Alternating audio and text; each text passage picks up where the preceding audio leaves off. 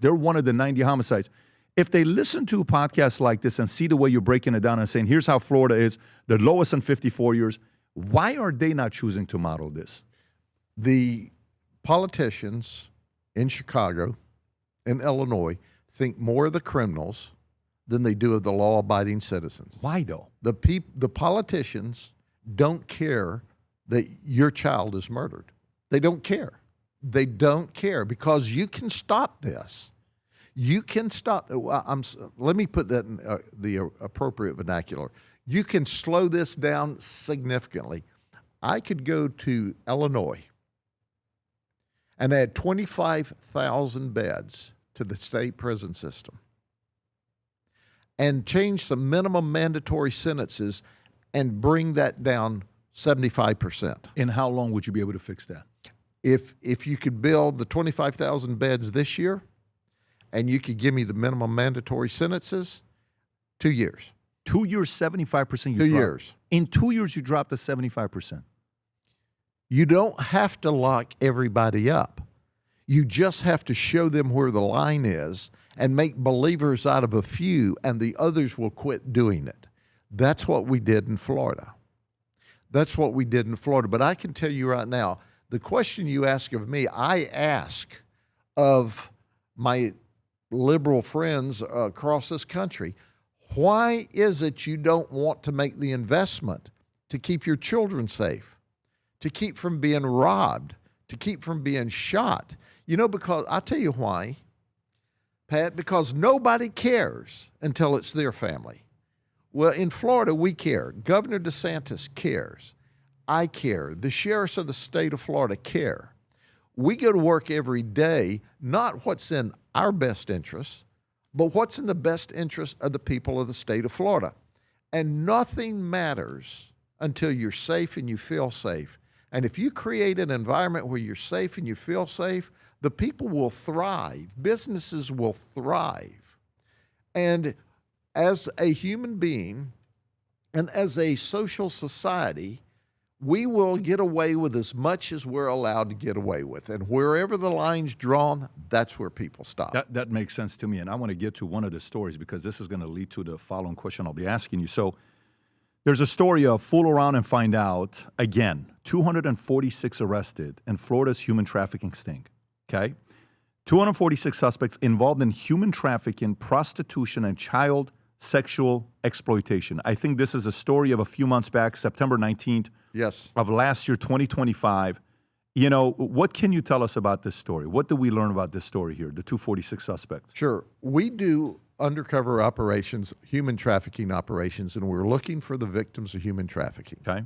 In order to do that, let's compare it to fishing. So we know there's victims of human trafficking out there, but how do we find them? Well, it's kind of like there's fish in the sea, but how do you find them? You use bait. So we go undercover online on the different social media chat rooms, and we put our information out as if we're Johns looking for ladies of the evening, or we're prostitutes looking for business. We partner with the other police departments, the federal and the state. Our team at the Polk County Sheriff's Office is the very best in the nation. Really? The best in the nation. In 1 week, we'll make 230 arrests. We recovered 16 victims of human trafficking in 1 week. How did you do that? Because those are two different skill sets. Because to act like a prostitute or act like somebody who's interested, that's a different model than to be able to catch the kids and free them. What's that model? Here's the model, because the human traffickers are bringing the prostitutes and forcing them, indenturing them into sex slavery, okay? And they bring them here, and then we identify them, and we rescue them, and then we lock up their human traffickers.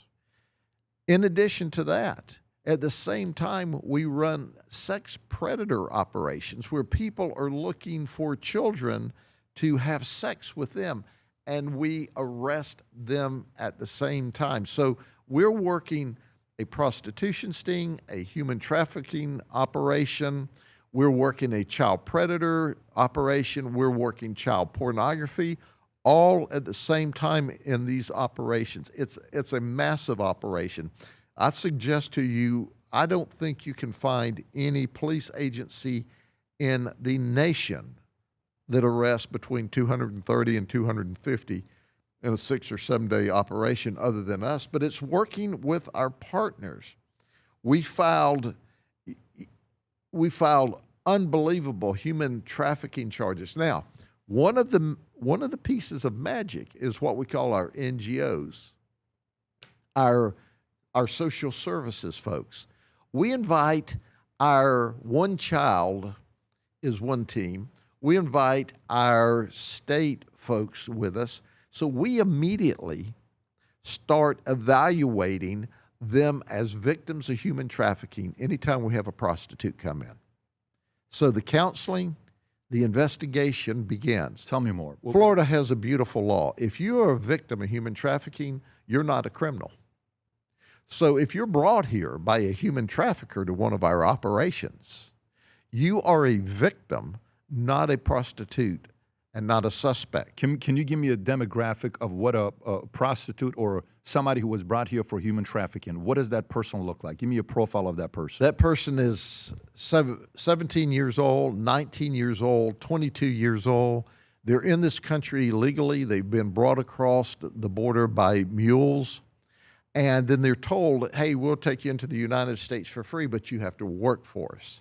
And then they indenture them, and they send them out with supervision and take them around and prostitute them. And that is our victim.